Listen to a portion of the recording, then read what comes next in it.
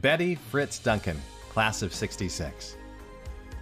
Christian education has been a cornerstone of Betty Duncan's life since childhood.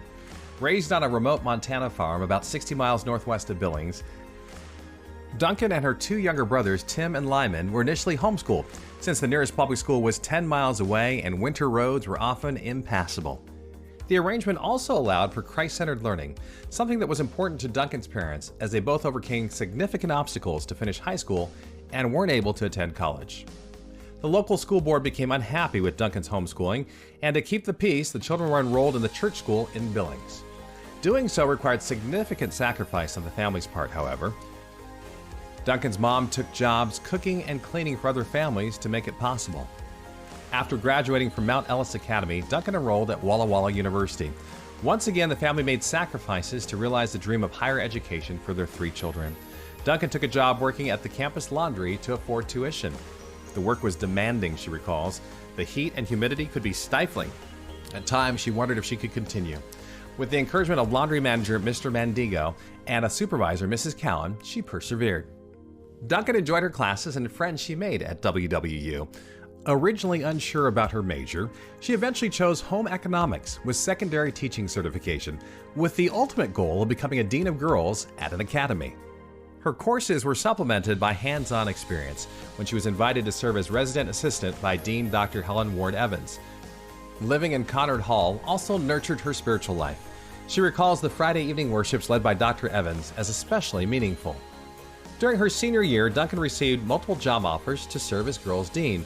But each time a new letter arrived, Dr. Evans asked her to hold off on responding. Duncan soon came to learn why. Dr. Evans had a role in mind for her, a new position split between Assistant Dean of Women and teaching in the Home Economics Department. The opportunity aligned well with Duncan's interests, and she happily accepted.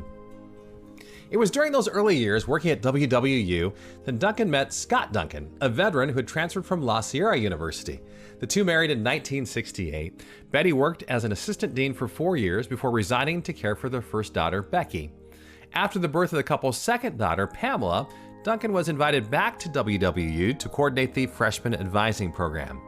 Duncan hadn't expected to return to work at the university, but accepted the part-time position as it allowed her to balance work and family life. Not to mention, she felt passionate about the role, given how confusing she'd found the process as a freshman herself. Over time, her responsibilities continued to expand, overseeing advising for all undergraduate students as full-time director of academic advising. Duncan's work often took her off campus. Beginning in the early 1980s, Duncan traveled with other student administration representatives to academies throughout the North Pacific Union and later California to introduce students to the college experience. Duncan also became involved with the National Academic Advising Association, NACADA, which provided ongoing professional development and new ideas to bring back to campus.